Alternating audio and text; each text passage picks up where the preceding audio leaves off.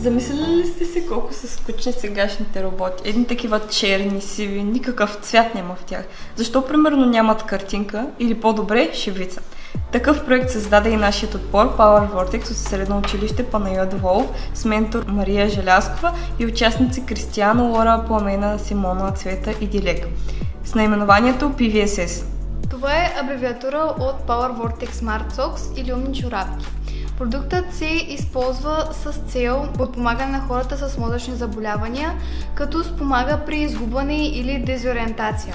В проекта им помогнаха следните институции: група Весена, народни читалище Стилян Чингарус, плетенето на чорапи и бродирането на шивици, връщането към българската традиция, инженерите от фирма СИТ, обучението за GPS и GPR устройствата. Това са нашите ръчно изплетени чорапи с шивица и джобче с велкро за GPS или GPRS тракер, в нашия случай GPS, но принципно е по-добре да се използва GPRS, защото той има повече обхват. Сега нашите чорапи отиват на разход.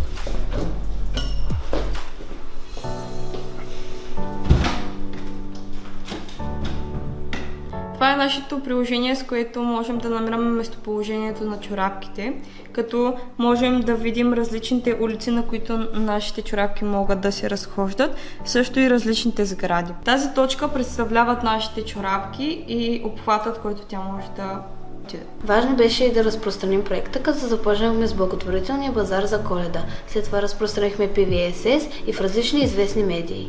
Цената на нашия продукт е 66 лева, тя може да варира спрямо тракера, който използваме. Необходимите продукти за направата на нашите чорапки са прежда, пано, конци, велкро и GPS тракер. В заключение искаме да кажем, че ние ще помогнем на хората, на които съдбата им е отнела възможността да са винаги в адекватно състояние. Все пак човек не живее безцелно, а за да помага на хората да предава опита и традициите си напред.